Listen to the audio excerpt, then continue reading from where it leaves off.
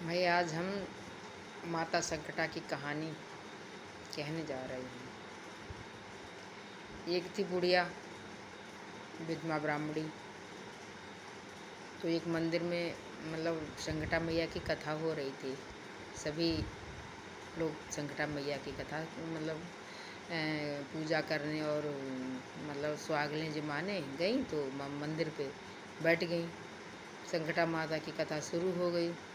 जब शुरू हो गई और ख़त्म हुई तो वहाँ उन्होंने देखा कि भाई कहानी ख़त्म हो गई। अब ख़त्म हो गई तो उन्होंने पूछा कि भाई, विधवा ब्राह्मणी बोली कि संकटा मैया सबकी मनोकामना पूर्ण करती हैं, तो हमारी भी मनोकामना पूर्ण करें।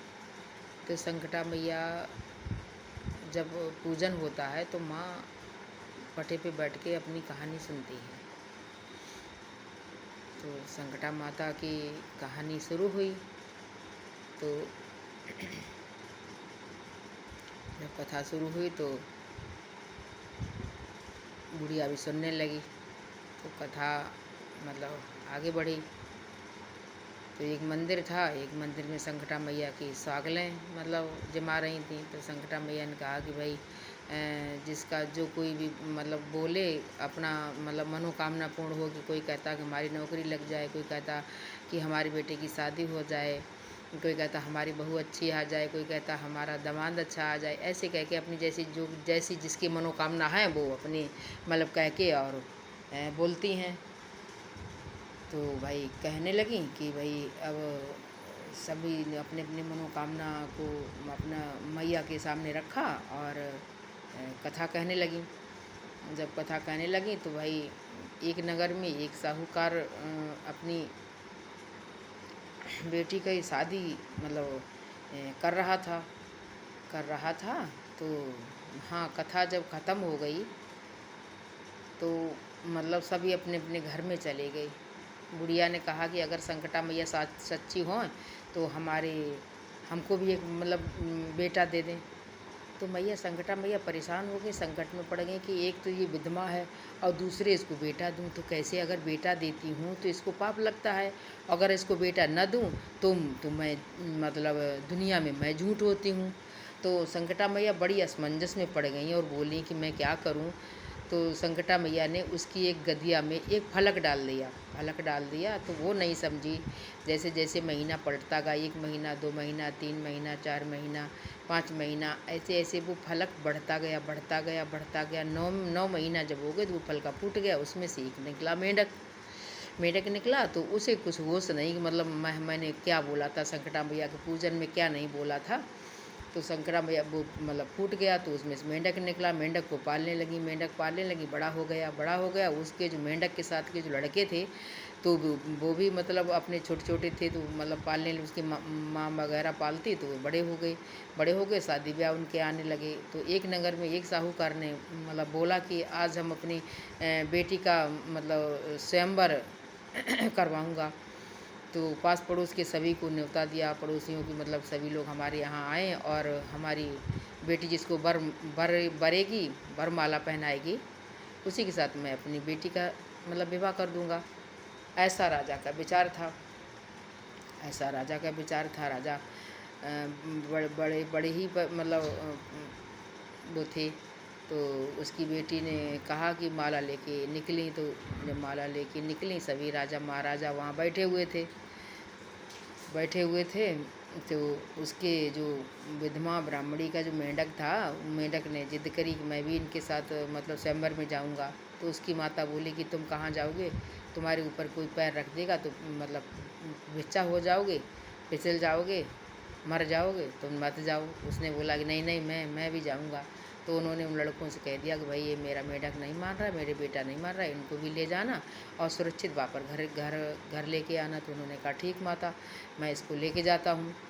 तो जब उसको लेके गई तो वहाँ देखा कि स्वयंवर हो रहा। तो उन्हें कहीं जगह, मेंढक को कहीं जगह नहीं मिली। तो मेंढक एक दरवाजे की थोड़ी दूर पे एक गोबर का वो नहीं कंडों का बठिया लगा देते, उस बठे पे चढ़ के बैठ के खूब गर्दन ऐसी लंबी कर ली अपने।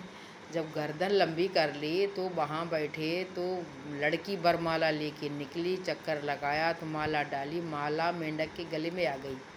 तो सभी मतलब वहाँ बैठे उपस्थित लोग राजा महाराजा चिल्ला पड़े, भाई ये क्या है हुआ, कि ये क्या हुआ, ये गलत हुआ, ये गलत हुआ, आपकी दूसरी बार माला लेके लड़की आएगी। दूसरी बार माला लेके आई, माला घूमी, माला माला मेंढक के गले में पड़ गई। मेंढक के गले में पड़ गई कि ये क्या, सभी मतलब हाहाकार मचाने लगे कि अब ऐसा नहीं होगा, तिरवाचा भरवा लो। तीसरी बार जब माला लेके निकली तो माला डाली तो माला उड़ के लड़के की मतलब मेंढक के गले में पड़ गई। अब सब परेशान, तो राजा भी रोने लगा। राजा ने कहा, भाई जब तुम्हारा भाग्य है मेंढक के साथ जाने का तो मैं इसी के साथ मतलब तुम्हारा विवाह कर दूंगा, इसी के साथ तुम्हारी विदा कर दूंगा। तो मतलब बाप ने उसके उसके पिताजी ने उसी के साथ उसकी भामरें डाल दी, शादी भी कर दी। खूब सामान मतलब छकड़ी लदा दिए, खूब 10-20 गाड़ी सामान से भर दी और विदा कर दिया। विदा कर दिया तो आगे जो लड़के थे, जो अच्छे अच्छे राजा महाराजा लड़के थे, उनके गांव से जो आए, सो वो अपने माता से बोले जाके, अरे माता देखो, उठो निकलो, तुम्हारा बेटा तुम्हारी बहू लेके आ गया। तो उनकी माँ थी जो वो रोने लगी। तो उन्होंने कहा, भाई तुम रो क्यों रही, तुम्हारा बेटा तुम्हारी बहू लेके आ गया, तुम रो रही। उनने कहा, अरे मेरा बेटा बहू कहाँ लेके आएगा, मेरा बेटा तो मेढक है। उन्होंने कहा, अरे माता रो मत, आगे उठ के देखो, चलो देखो। तो वो देखो आपकी 7 हाथ की बहू आ गई। जब देखा तो सच में उनकी बहू आ रही। जब बहू आ रही तो माँ बड़ी खुशी के मारे उसका पार नहीं, लेके थाल निकली, आरती उतारी बहू की और अपनी बहू अंदर ले गई। अंदर ले गई, बहुत दिन हो गए रहते। तो एक दिन क्या हुआ कि बहू अपने गर्भ से हो गई। तो मतलब पड़ोसियों ने बोला कि तुम्हारे घर एक मतलब आदमी आता है, तुम जान पाती हो कि? उनने कहा, नहीं हमारे घर आदमी आता ही नहीं है। तो उनने कहा कि अपनी मतलब अंगुली काटो और वहाँ बैठो ऊपर छत पे, तो खुद ही तुम्हें दिखाई देगा। वो उंगली काट के छत पे बैठ गई चुप्पा। तो उनका बेटा आया, अपनी जो मेंढक की खाल थी वो उतार के और वहीं कुटी पे टांग दी और अपना अंदर चला गया। अपने बातचीत किया, बाहर जो निकलने लगा तो उनकी माता ने क्या किया, वो खाल उठा के और माचिस लगा के जला दी। तो लड़का मर गया। तो सब रोने लगे, ये क्या हो गया। तो उन्होंने कहा कि हमारा बेटा था और ये खाल उतार के ऊपर मेंढक की खाल पहने था, हमारा बेटा इतना सुंदर था, मैंने इसको खाल जला दी। तो सभी जो औरतें वो संकटा मैया के स्वागले में गई थी, वो भी सारी आ गई। तो उन्होंने बोला कि भाई माता, तुमने ऐसा बोला था कि हमारे जब बेटा होगा तो हम संकटा मैया की स्वागलें करेंगे, उन्होंने इतना ध्यान नहीं रहा। तो अब तुम संकटा मैया के स्वागले मतलब जिमाओ, तभी तुम्हारा बेटा जिंदा होगा। उन्होंने क्या किया कि जल्दी से औरतें बुलाईं और मिठाई मंगवाई और संकटा मैया की स्वागलें जिमाई। स्वागलें जमाते हुए उनके मतलब जैसे बोल संकटा मैया की जय, जो जयकारा लगा, तो उनके बेटे ने आँखें खोल दी। जब आँखें खोल दी तो बस मतलब सब जय जयकार होने लगी और संकटा मैया की सागलें मतलब जिम के उठ गई। उनका बेटा राम राम कह के उठ के बैठ गया। जैसे संकटा मैया उनकी मन्नत पूरी करी, ऐसी हम सब लोगों की मन्नत पूरी करें जिनको कथा आती हो, और वो उसमें देखकर और अपनी संकटा मैया करें और कथा सुने और कमेंट में लिखें कैसी लगी, वो वही बताएं। जैसी हमें आती है वैसी मैंने डाली। सब्सक्राइब भी कर देना प्लीज़, सब्सक्राइब कर देना प्लीज़। बेल आइकन दबा देना। बस इतनी है, कथा समाप्त हो गई। जय हिंद।